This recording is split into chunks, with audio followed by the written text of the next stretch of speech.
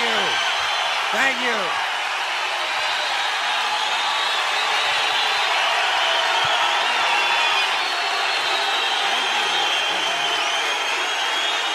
Thank you. Thank you very much. Thank you. Thank you all. Thank you all. Thank you. And hello, New York. Hello, New York, and thank you. Yeah. Okay. It's been a little while. It's been a little while since I've been here, and a couple of things have happened in that time. I'd like to talk a little bit about the war in the Persian Gulf. Big doings in the Persian Gulf. You know my favorite part of that war? It's the first war we ever had that was on every channel plus cable. And the war got good ratings, too, didn't it? Got good ratings. Well, we like war. We like war. We're a warlike people. We like war because we're good at it. And you know why we're good at it? Because we get a lot of practice. This country's only 200 years old, and already we've had 10 major wars. We average a major war every 20 years in this country, so we're good at it. And it's a good thing we are. We're not very good at anything else anymore. Huh? Can't build a decent car, can't make a TV set or a VCR worth the fuck. Got no steel industry left, can't educate our young people, can't get health care to our old people, but we can bomb the shit out of your country, all right? Huh? We can bomb the shit out of your country, all right? Especially if your country is full of brown people. Oh, we like that, don't we? That's our hobby. That's our new job in the world, bombing brown people. Iraq, Panama, Grenada, Libya, you got some brown people in your country, tell them to watch the fuck out, or we'll goddamn bomb them. Well, when's the last white people you can remember that we bombed? Can you remember can you remember any white people we've ever bombed? The Germans, those are the only ones, and that's only because they were trying to cut in on our action. They wanted to dominate the world. Bullshit, that's our fucking job. That's our fucking job.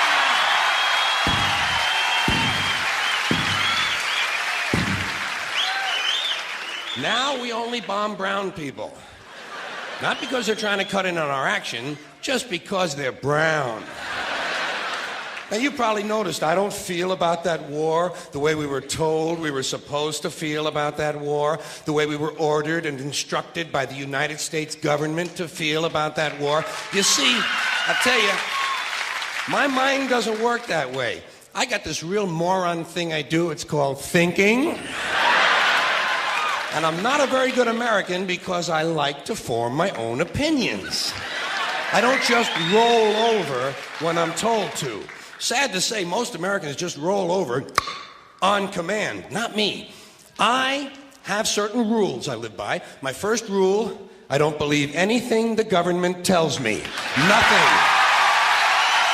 Zero. Nope. And I don't take very seriously the media or the press in this country, who in the case of the Persian Gulf War were nothing more than unpaid employees of the Department of Defense, and who most of the time function as kind of an unofficial public relations agency for the United States government. So I don't listen to them, I don't really believe in my country, and I gotta tell you folks, I don't get all choked up about yellow ribbons and American flags. I consider them to be symbols, and I leave symbols to the symbol-minded. Me, I look at war a little bit differently. To me, war is a lot of prick-waving, okay? Simple thing, that's all it is. War is a whole lot of men standing out in the field waving their pricks at one another. Men are insecure about the size of their dicks, and so they have to kill one another over the idea. That's what all that asshole jock bullshit is all about. That's what all that adolescent macho male posturing and strutting in bars and locker rooms is all about. It's called dick fear. Men are terrified that their pricks are inadequate, and so they have to compete with one another to feel better about themselves. And since war is the ultimate competition, basically men are killing each other in order to improve their self-esteem. You don't have to be a historian or a political scientist to see the bigger dick foreign policy theory at work. It sounds like this. What? They have bigger dicks? Bomb them! And of course, the bombs and the rockets and the bullets are all shaped like dicks. It's a subconscious need to project the penis into other people's affairs. It's called fucking with people.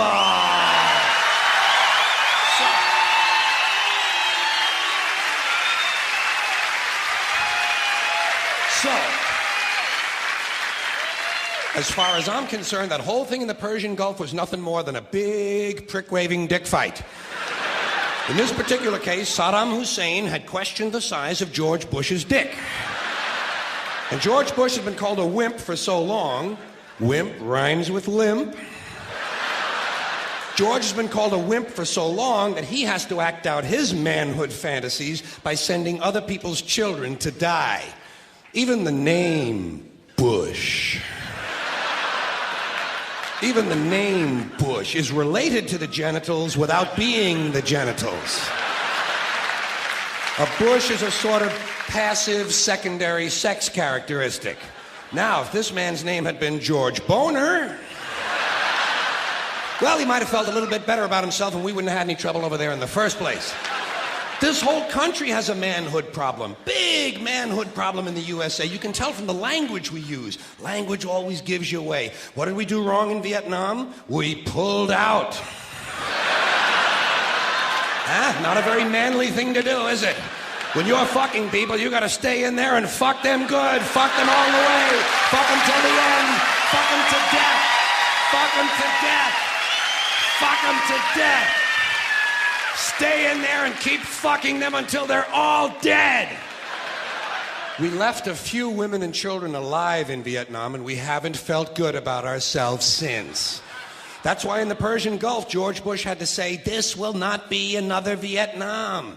He actually used these words. He said, "This time we're going all the way." Imagine an American president using the sexual slang of a 13-year-old to describe his foreign policy. If you want to know what happened in the Persian Gulf, just remember the names of the two men who were running that war. Dick Cheney and Colin Powell. Somebody got fucked in the ass.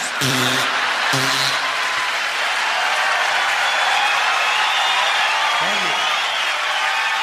Thank you. Thank you very much. Well, tell you what. Now, to balance the scale, I'd like to talk about some things that bring us together. Things that point out our similarities instead of our differences. Because that's all you ever hear about in this country is our differences. That's all the media and the politicians are ever talking about, the things that separate us, things that make us different from one another. That's the way the ruling class operates in any society. They try to divide the rest of the people. They keep the lower and the middle classes fighting with each other so that they, the rich, can run off with all the fucking money. Fairly simple thing, happens to work. You know, anything different, that's what they're going to talk about. Race, religion, ethnic and national background, jobs, income, education, social status, sexuality, anything they can do, keep us fighting with each other so that they can keep going to the bank. You know how I describe the economic and social classes in this country? The upper class keeps all of the money, pays none of the taxes. The middle class pays all of the taxes, does all of the work. The poor are there just to scare the shit out of the middle class. Keep them showing up at those jobs. So stirring up the shit is something I like to do from time to time, but I also like to know that I can come back to these little things we have in common, little universal moments that we share separately, the things that make us the same. They're so small we hardly ever talk about them. Do you ever look at your watch and then you don't know what time it is? And you have to look again, and you still don't know the time. So you look a third time, and somebody says, "What time is it?" You say, "I don't know." Do you ever notice how sometimes all day Wednesday, you keep thinking it's Thursday? And it happens over and over all day long. And then the next day, you're all right again. Do you ever find yourself standing in one of the rooms in your house And you can't remember why you went in there?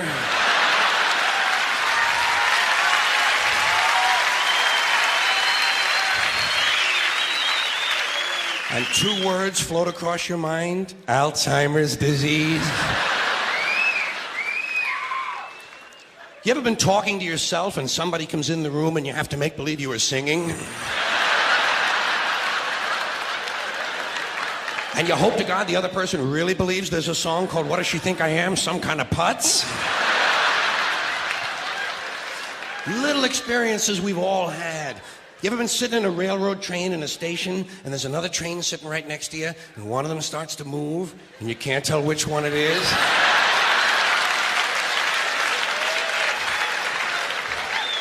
How about when you're out on a small boat on a windy day? You ever been out rocking back and forth for 3 or 4 hours trying to keep your balance? Rough seas, little boat. Then you get back into the shore and you're standing on the dock and you could swear there was something inside of you that was still out there rocking. Did you ever try to pick up a suitcase you thought was full, but it wasn't? And you go, doo? And for just a split second you feel really strong. How about when you're looking through a chain link fence? Did you ever notice if you're just the right distance from a chain link fence, sometimes it seems to go... What is that? How do they do that? Did you ever try to tell somebody they have a little bit of dirt on their face? You can never get them to rub the right spot, can you? Say, you got a little bit of dirt right here. They always go, where, here? And you just want to slap the bastard.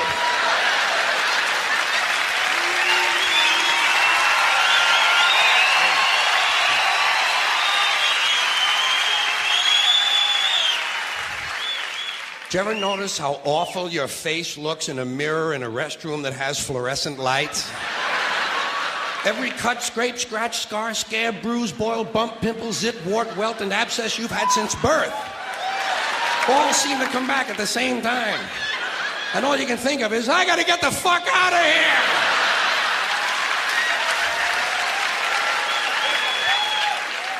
Did you ever notice sometimes when you're walking with your arm around your date, one of you has to change the way you're walking?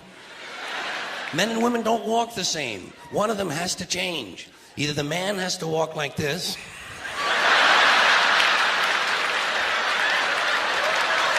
or the woman has to walk like this.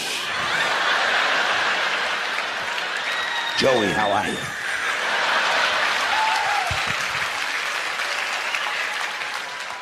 How about when you're going up a flight of stairs and you think there's one more step?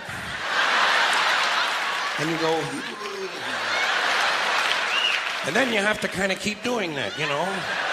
So people will think it's something you do all the time. I do this all the time. It's the 3rd stage of syphilis.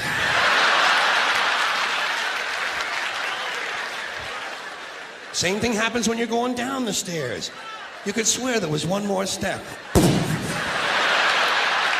Holy shit. My hips are in my chest.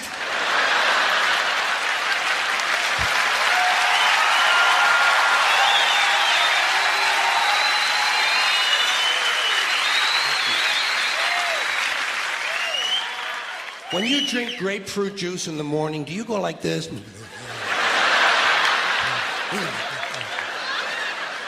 I do too.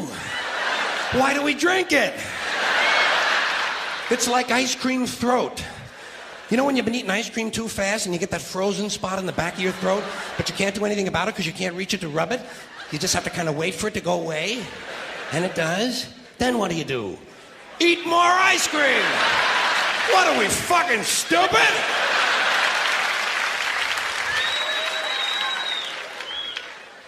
Did you ever fall asleep on a late afternoon and wake up after dark and you don't know what goddamn day it is?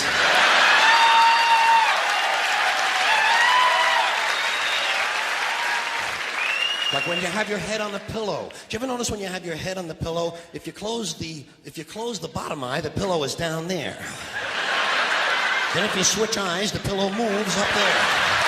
Whoa, holy shit, Dave, look at this. The mystery of the moving pillow. I think it's related to the chain link fence mystery myself. Do you ever have to sneeze while you're taking a piss? It's frightening, isn't it? It's frightening because actually you can't do it. It's physically impossible to sneeze while pissing. Your brain won't let it happen. Your brain says, stop pissing! We're going to sneeze now! Because your brain knows you might blow your asshole out.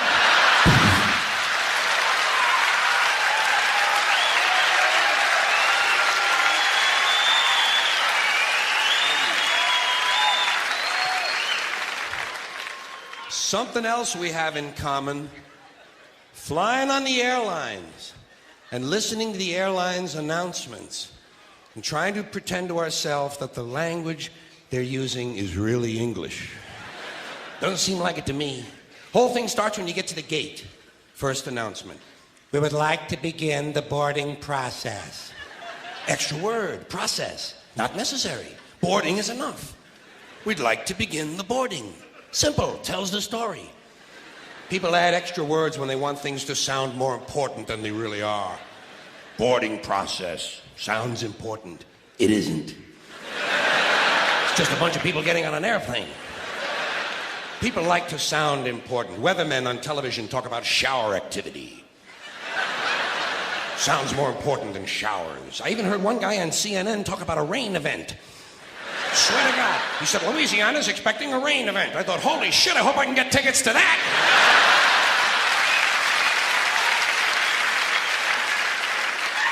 Emergency situation.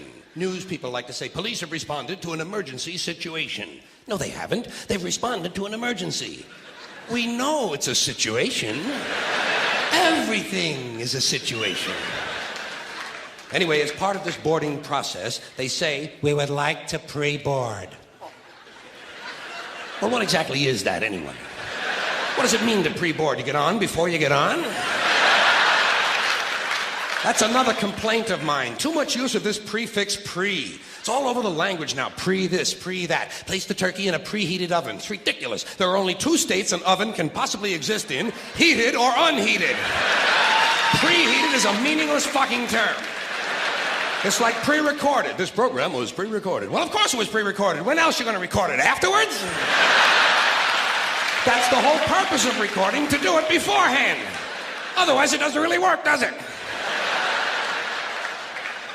Pre-existing, pre-planning, pre-screening. You know what I tell these people? Pre-suck my genital situation.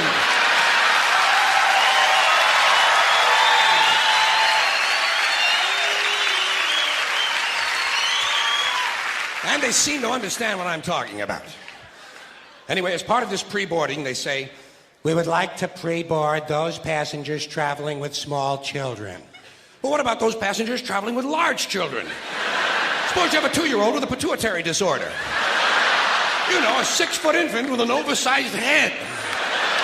Kind of kid you see in the National Enquirer all the time. Actually, with a kid like that, I think you're better off checking him right in with your luggage at the curb, don't you? Well, they like it under there. It's dark. They're used to that. About this time, someone is telling you to get on the plane. Get on the plane, get on the plane. I say, fuck you, I'm getting in the plane. In the plane. Let Evel Knievel get on the plane. I'll be in here with you folks in uniform. There seems to be less wind in here.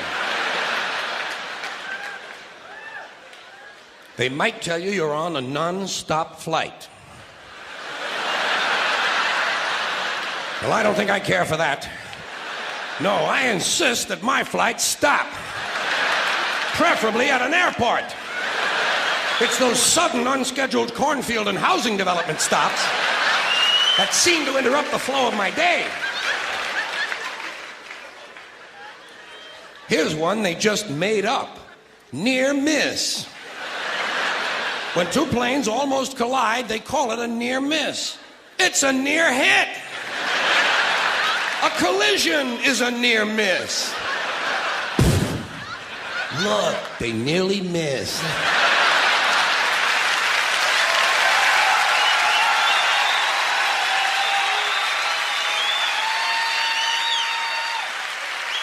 Yes, but not quite.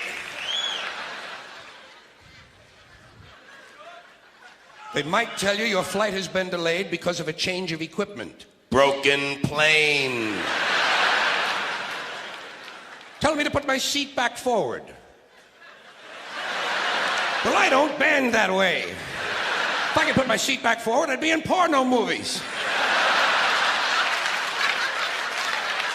Then they mentioned carry-on luggage. First time I heard carry-on, I thought they were going to bring a dead deer on board. I thought, what the hell do they need with that? Don't they have the little TV dinners anymore? Then I thought, carry on, there's going to be a party. People are going to be carrying on the plane.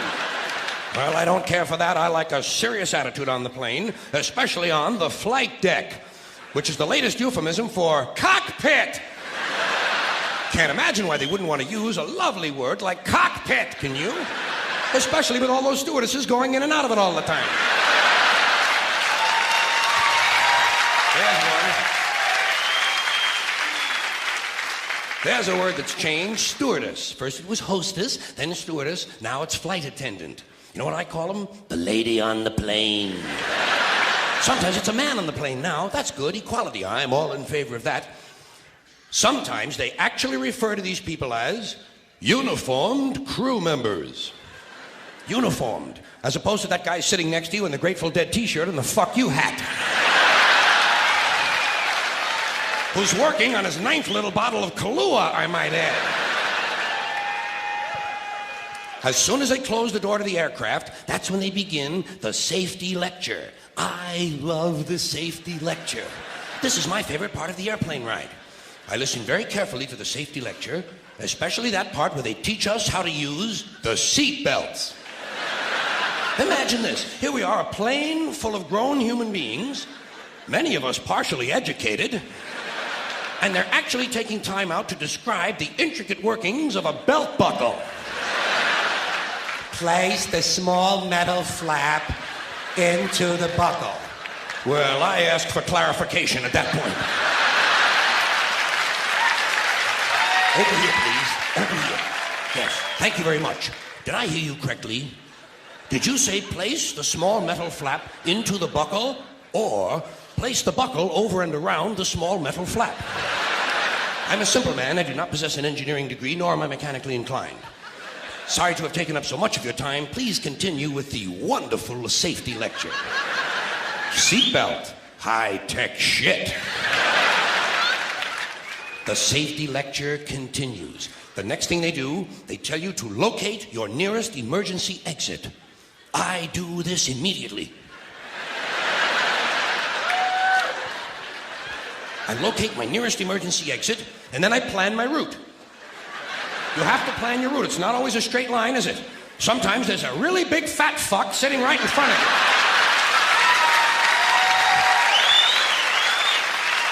Well, you know you'll never get over him.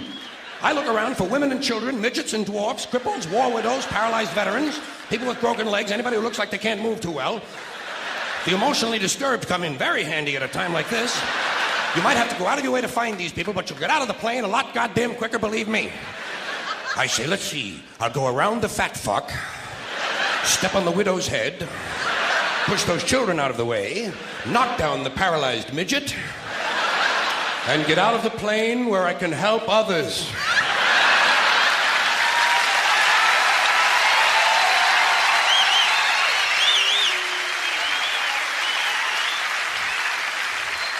I can be of no help to anyone if I'm lying unconscious in the aisle with some big cocksucker standing on my head.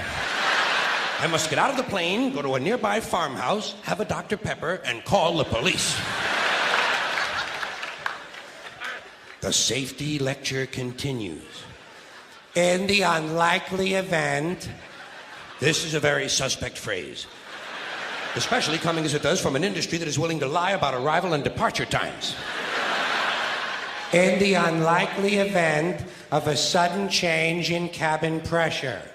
Roof flies off.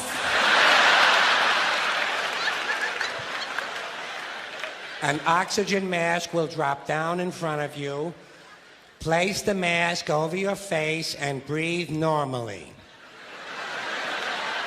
Well, I have no problem with that. I always breathe normally when I'm in a 600-mile-an-hour uncontrolled vertical dive. I also shit normally. Right in my pants!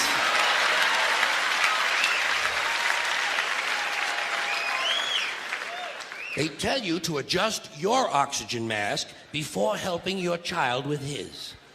I did not need to be told that. In fact, I'm probably going to be too busy screaming to help him at all. This will be a good time for him to learn self-reliance. If he can program his fucking VCR, he can goddamn jolly well learn to adjust an oxygen mask. Fairly simple thing, just a little rubber band in the back is all it is.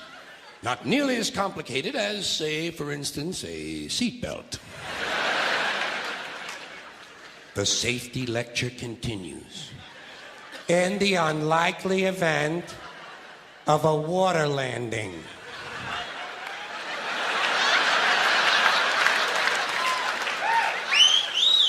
Well, what exactly is a water landing? Am I mistaken, or does this sound somewhat similar to crashing into the ocean?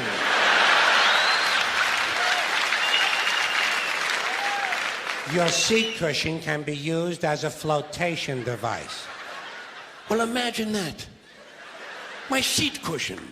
Just what I need to float around the North Atlantic for several days, clinging to a pillow full of beer farts.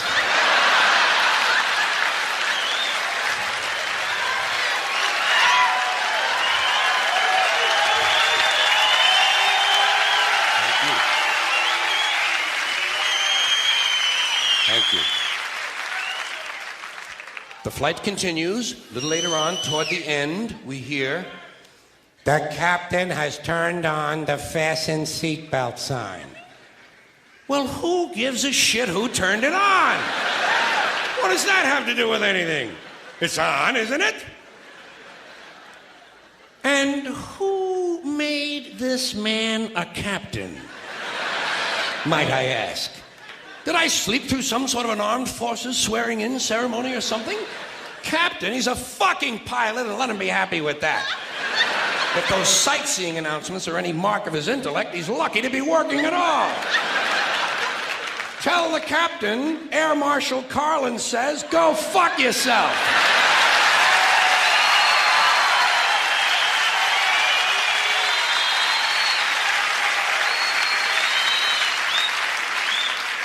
The next sentence I hear is full of things that piss me off. Before leaving the aircraft, please check around your immediate seating area for any personal belongings you might have brought on board. Well, let's start with immediate seating area. Seat! It's a goddamn seat. Check around your seat for any personal belongings.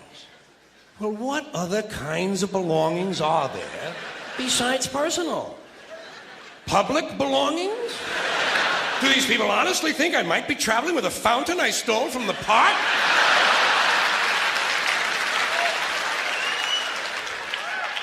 You might have brought on board. Well, I might have brought my Arrowhead collection. I didn't, so I'm not going to look for it. I'm going to look for things I brought on board. Would seem to enhance the likelihood of my finding something, wouldn't you say? Tell me to return my seat back and tray table to their original upright positions? Fine. Who's going to return this guy in the Grateful Dead t-shirt and the fuck you hat to his original upright position? About this time, they tell you you'll be landing shortly.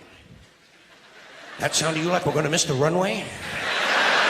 Final approach is not very promising either, is it? Final is not a good word to be using on an airplane. Sometimes the pilot will get on, you'll say, we'll be on the ground in 15 minutes. Well, that's a little vague, isn't it? Now we're taxiing in. She says, welcome to O'Hare International Airport. Well, how can someone who is just arriving herself possibly welcome me to a place she isn't even at yet? Doesn't this violate some fundamental law of physics? We're only on the ground 4 seconds. She's coming on like the fucking mayor's wife. Where the local time... Well, of course it's the local time. What did you think we were expecting? The time in Pango Pango?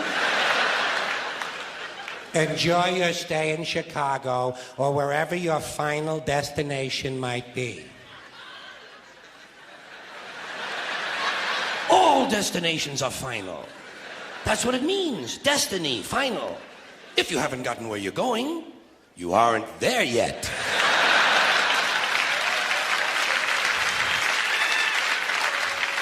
The captain has asked. More shit from the bogus captain. You know, for someone who's supposed to be flying an airplane, he's taking a mighty big interest in what I'm doing back here. That you remain seated until he has brought the aircraft to a complete stop. Not a partial stop. Because during a partial stop, I partially get up. Continue to observe the no smoking sign until well inside the terminal. It's physically impossible to observe the no smoking sign even if you're standing just outside the door of the airplane. Much less well inside the terminal. You can't even see the fucking planes from well inside the terminal.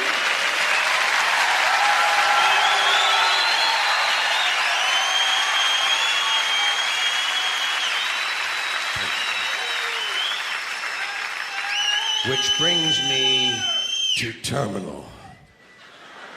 Another unfortunate word to be used in association with air travel. And they use it all over the airport, don't they? Somehow I just can't get hungry at a place called the Terminal Snack Bar. But if you've ever eaten there, you know it is an appropriate name.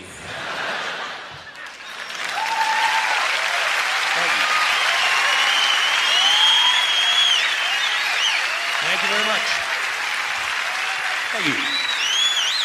Okay, now, speaking of places to eat and what they're called or named, Beverly Hills has a brand new restaurant specifically for bulimia victims. It's called the Scarf and Barf. Well, they were going to call it the Fork and Bucket. Thank God, good taste prevailed. How about a restaurant for anorexics? What would you call it? The Empty Plate. The Lonesome Chef. Start without me, guys. See, somehow I can't feel sorry for an anorexic, you know?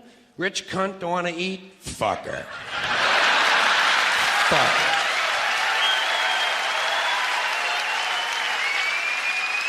Don't eat. I give a shit.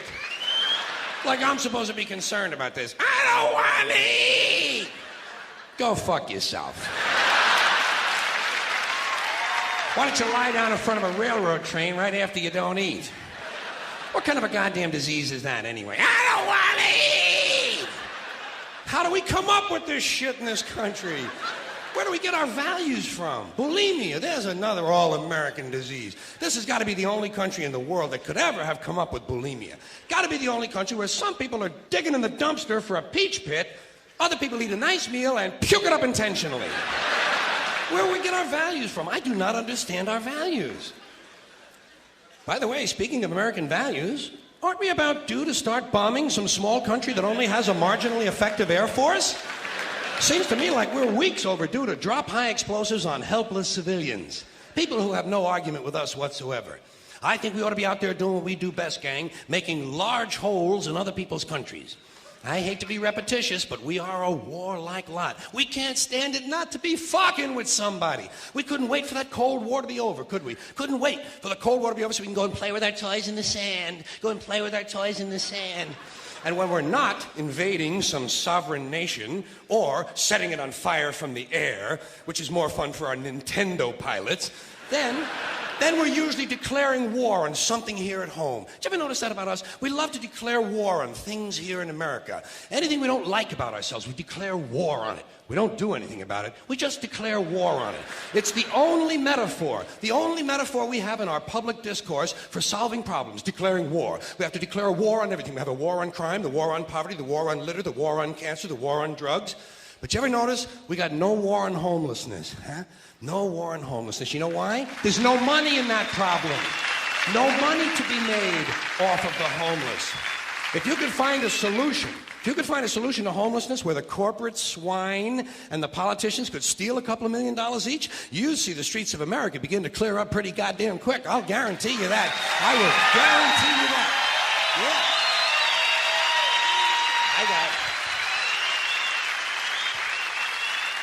I got an idea. You know what they ought to do? Give the homeless their own magazine. Give them their own magazine. It would make them feel better, for one thing.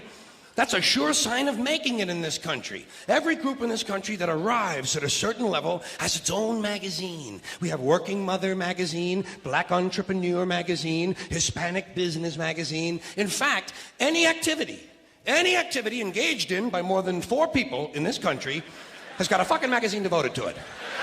Skydiving, snowmobiling, backpacking, mountain climbing, bungee jumping, skeet shooting, duck hunting, jerking off, playing pool, shooting someone in the asshole with a dart gun. They probably got a fucking magazine for that.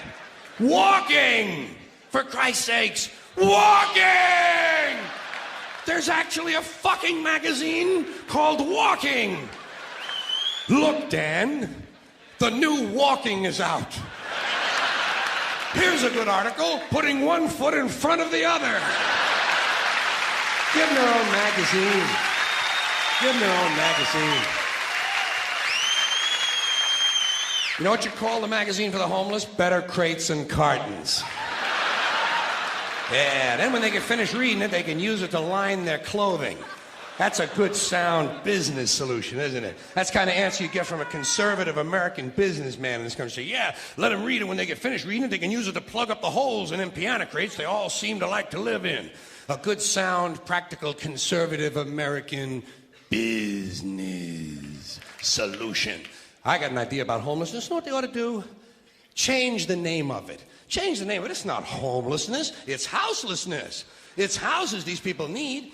A home is an abstract idea. A home is a setting. It's a state of mind. These people need houses. Physical, tangible structures. They need low-cost housing. But where are you going to put it? Well, that's fine, but where are you going to put it? Where are you going to put it? Nobody wants you to build low-cost housing near their house. People don't want it near them. We got something in this country, you've heard of it, it's called NIMBY. N-I-M-B-Y. Not in my backyard. People don't want anything, any kind of social help located anywhere near them.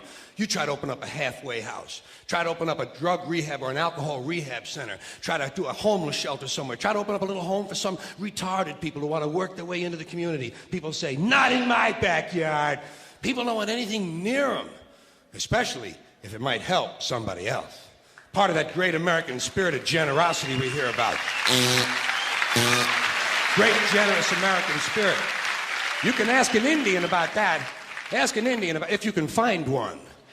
You got to locate an Indian first. We've made them just a little difficult to find. Well, if you need current data, select a black family at random. Ask them how generous America has been to them. People don't want anything near them, even if it's something they believe in, something they think society needs, like prisons. Everybody wants more prisons, right? Everybody wants more prisons. People say, build more prisons! But not here. But why not? What's wrong? What's the problem? What's wrong with having a prison in your neighborhood? Well, it seemed to me like it would make it a pretty crime-free area, don't you think? You'd think a lot of crackheads and pimps and hookers and thieves are going to be hanging around in front of a fucking prison? Bullshit, they ain't coming anywhere near it. What's wrong with these people? All the criminals are locked up behind the walls, and if a couple of them do break out, what do you think they're going to do? Hang around? Check real estate trends? Bullshit. They're fucking gone. That's the whole idea of breaking out of prison, is to get the fuck as far away as you possibly can. Not in my backyard. People don't want anything near them. Except military bases. They don't mind that, do they? They like that. Give them an army base. Give them a navy base. Makes them happy. Why? Jobs. Jobs. Self-interest. Even if the base is loaded with nuclear weapons, they don't give a fuck. They say, well, I'll take a little radiation if I can get a job. Working people have been fucked over so long in this country, those are the kind of decisions they're left to make. I've got just the place for low-cost housing. I have solved this problem. I know where we can build housing for the homeless. Golf courses. Perfect. Golf courses. Just what we need. just what we need. Plenty of good land in nice neighborhoods, land that is currently being wasted on a meaningless, mindless activity engaged in primarily by white, well-to-do male businessmen who use the game to get together to make deals to carve this country up a little finer among themselves.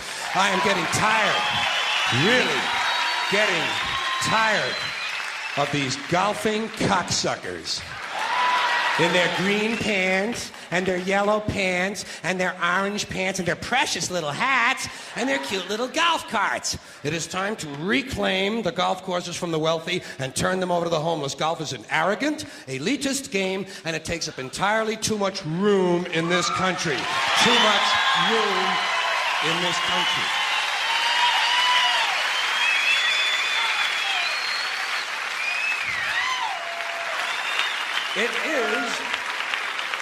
It is an arrogant game on its very design alone. Just the design of the game speaks of arrogance. Think of how big a golf course is. The ball is that fucking big. What do these pin-headed pricks need with all that land? There are over 17,000 golf courses in America. They average over 150 acres apiece. That's 3 million plus acres. 4,820 square miles. You could build 2 Rhode Islands and a Delaware for the homeless. On the land currently being wasted on this meaningless, mindless, arrogant, elitist, racist, there's another thing. The only blacks you'll find in country clubs are carrying trays. And a boring game. Boring game for boring people. You ever watch golf on television? It's like watching flies fuck. And a mindless game. Mindless. Think of the intellect it must take to draw pleasure from this activity. Hitting a ball with a crooked stick and then walking after it. And then hitting it again. I say, pick it up, asshole. You're lucky you found the fucking thing. Put it in your pocket and go the fuck home. You're a winner. You're a winner. You found it. No. Never happened. No. No chance of that happening. Dorco in the plaid knickers is going to hit it again and walk some more. Let these rich cocksuckers play miniature golf. Let them fuck with a windmill for an hour and a half or so. See if there's really any skill among these people. Now, I know there are some people who play golf who don't consider themselves rich. Fuck them! And shame on them for engaging in an arrogant, elitist pastime. Hey, here's another place we could put some low-cost housing. Cemeteries. There's another idea whose time has passed. Saving all the dead people for one part of town? What the hell kind of a medieval, superstitious, religious bullshit idea is that? Plow these motherfuckers up, plow them into the streams and rivers of America. We need that phosphorus for farming. If we're going to recycle, let's get serious.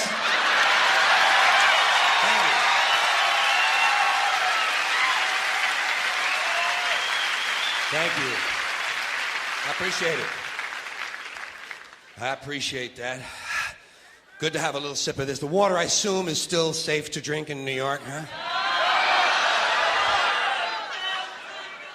Actually, I got to be fair with you. I'm only setting you up a little bit. It's just not a trick question, but it's just a setup because I don't really care about the water, to tell you the truth. I just love to hear the answer to that question. I ask that question everywhere I go. Everywhere I go, I say, how's the water? Haven't gotten a positive answer yet. Not one. Last year, I was in 40 states, 100 cities. Not one audience was able to say to me, yes, enjoy some of our fine local water. It is pure and it is good. Of course, I know a lot of people don't talk that way anymore, but nobody trusts the local water supply. Nobody. And that amuses me. I like that. I admit I'm a bit perverted, but it amuses me that no one can really trust the water anymore. And the thing I like about it the most is it means the system is beginning to collapse and everything is slowly breaking down. I enjoy chaos and disorder. Not just because they help me professionally. They're also my hobby. You see, I'm an entropy fan. When I first heard of entropy in high school science, I was attracted to it immediately. When they told me that in nature, all systems are breaking down, I thought, what a good thing. What a good thing. Perhaps I can make some small contribution in this area myself. And of course, it's not just in nature. In this country, the whole social structure just beginning to collapse. You watch. Just beginning now to come apart at the edges and the seams. And the thing I like about that is that it means it makes the news on television more interesting, makes the television news more exciting, makes it more fun. I watch television news for one thing and one thing only: entertainment. That's all I want from the news: entertainment. You know my favorite thing on television? Bad news. Bad news and disasters and accidents and catastrophes. I want to see some explosions and fires. I want to see shit blowing up and bodies flying around. I'm not interested in the budget. I don't care about tax negotiations. I don't want to know what country the fucking Pope is in. But you show me a hospital that's on fire and people on crutches are jumping off the roof, and I'm a happy guy. I'm a happy guy. I'm a happy guy. I want to see a paint factory blowing up. I want to see an oil refinery explode. I want to see a tornado hit a church on Sunday. I want to see people, I want to know there's some guy running through the Kmart with an automatic weapon firing at the clerks. I want to see thousands of people in the street killing policemen. I want to hear about a nuclear meltdown. I want to know the stock market dropped 2,000 points in one day. I want to see people under pressure. Sirens, flames, smoke, bodies, graves being filled, parents weeping, exciting shit. My kind of TV. I just want some entertainment. It's just the kind of guy I am. It's the kind of guy I am. You know what I love the most? When big chunks of concrete and fiery wood are falling out of the sky and people are running around trying to get out of the way. Exciting shit. That's why I watch auto racing. That's the only reason I watch auto racing. I'm waiting for some accidents, man. I want to see some cars on fire. I don't care about a bunch of redneck jack-offs driving 500 miles in a circle. 500 miles in a circle? Children can do that, for Christ's sakes. Doesn't impress me. I want to see some schmuck with his hair on fire running around punching his own head, trying to put it out. I want to see the pits explode. I want to see a car doing a 200-mile-an-hour cartwheel. Hey, where else besides auto racing am I going to see a 23-car collision and not be in the son of a bitch? And if a car flies out of control, lands in the stands and kills 50 spectators, fine, fuck them. Serves them right. They paid to get in, let them take their chances with everybody else. Just means more fun for me. More fun for me. Hey, at least I admit it. At least I admit it. Most people won't admit to those feelings. Most people see something like that on television, they'll say, oh, isn't that awful? Isn't that too bad? Lying asshole. Lying assholes. You love it and you know it. Explosions are fun. And hey, the closer the explosion is to your house, the more fun it is.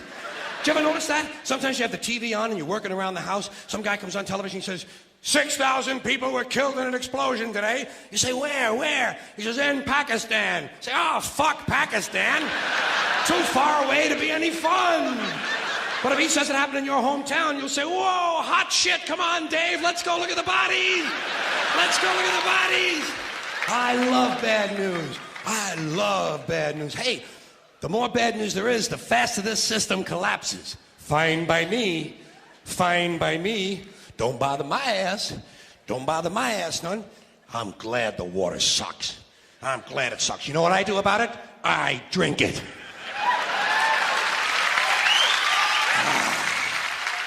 Unless it really smells. If it really smells a lot like sulfur, then I might buy a soda. But it's got to be a soda loaded with chemical additives. I like a lot of chemical additives in the things I eat and drink. See, I'm not one of these people who's worried about everything. You got people like this around you. Country's full of them now. People walking around all day long, every minute of the day, worried about everything. Worried about the air, worried about the water, worried about the soil. Worried about insecticides, pesticides, food additives, carcinogens. Worried about radon gas, worried about asbestos. Worried about saving endangered species. Let me tell you about endangered species, all right? Saving endangered species is just one more arrogant attempt by humans to control nature. It's arrogant meddling. It's what got us in trouble in the first place. Doesn't anybody understand that? Interfering with nature. Over 90%, way over 90% of all the species that have ever lived on this planet, are gone. They're extinct. We didn't kill them all. They just disappeared. That's what nature does. They disappear these days at the rate of 25 a day. And I mean regardless of our behavior. Irrespective of how we act on this planet, 25 species that were here today will be gone tomorrow. Let them go gracefully. Leave nature alone. Haven't we done enough? We're so self-important. So self-important. Everybody's going to save something now. Save the trees, save the bees, save the whales, save those snails. And the greatest arrogance of all, save the planet. What? Are these fucking people kidding me? Save the planet? We don't even know how to take care of ourselves yet. We haven't learned how to care for one another. We're gonna save the fucking planet? I'm getting tired of that shit. Tired of that shit. Tired.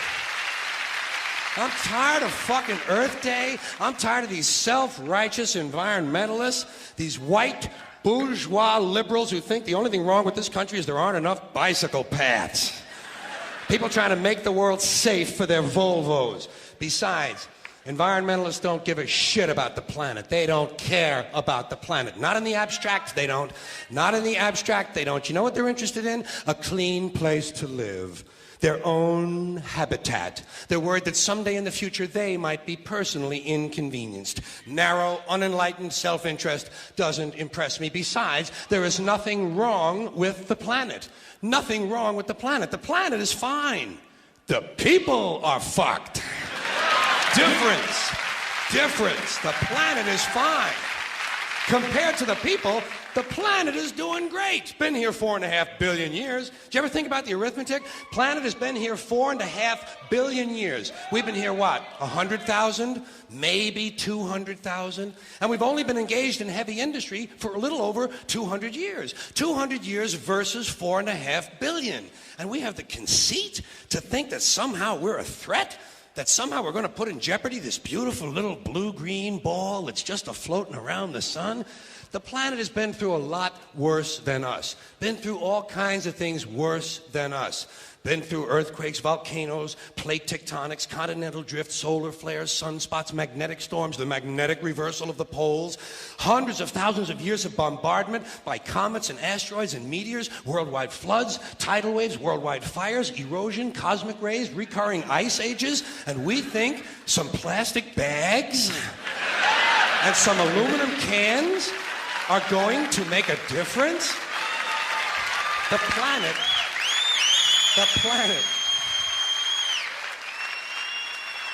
planet isn't going anywhere. We are. We're going away. Pack your shit, folks. We're going away. And we won't leave much of a trace either. Thank God for that. Maybe a little styrofoam. Maybe. Little styrofoam. Planet will be here and we'll be long gone. Just another failed mutation. Just another closed-end biological mistake. An evolutionary cul-de-sac. The planet will shake us off like a bad case of fleas. A surface nuisance. You want to know how the planet's doing? Ask those people at Pompeii who are frozen into position from volcanic ash how the planet's doing.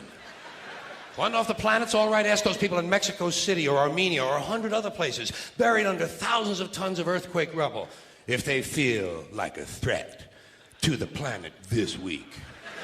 How about those people in Kilauea, Hawaii who build their homes right next to an active volcano and then wonder why they have lava in the living room?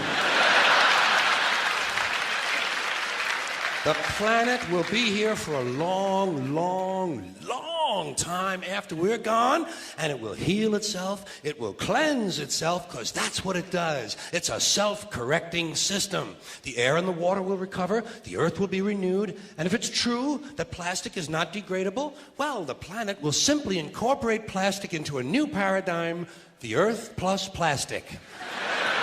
The earth doesn't share our prejudice towards plastic. Plastic came out of the earth. The earth probably sees plastic as just another one of its children.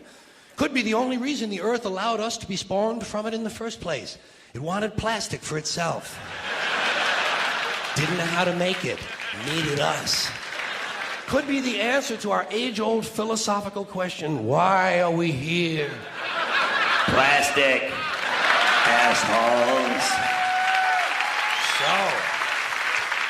So, the plastic is here. Our job is done. We can be phased out now. And I think that's really started already, don't you? I mean, to be fair, the planet probably sees us as a mild threat, something to be dealt with. And I'm sure the planet will defend itself in the manner of a large organism, like a beehive or an ant colony can muster a defense. I'm sure the planet will think of something. What would you do if you were the planet trying to defend against this pesky, troublesome species? Let's see. What might... Viruses. Viruses might be good. They seem vulnerable to viruses. And viruses are tricky, always mutating and forming new strains whenever a vaccine is developed. Perhaps this first virus could be one that compromises the immune system of these creatures. Perhaps a human immunodeficiency virus, making them vulnerable to all sorts of other diseases and infections that might come along. And maybe it could be spread sexually, making them a little reluctant to engage in the act of reproduction. Well, that's a poetic note. And it's a start. And I can dream, can't I? See, I don't worry about the little things. Bees, trees, whales, snails. I think we're part of a greater wisdom than we will ever understand. A higher order. Call it what you want. Know what I call it? The big electron. The big electron. Whoa. Whoa. Whoa. It doesn't punish. It doesn't reward. It doesn't judge at all. It just is. And so are we. For a little while. Thanks for being here with me for a little while tonight. Thank you. Thank you very much. Thank you.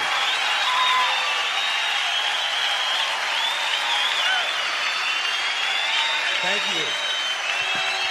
You, New York City, take care of yourself. Take care of yourself.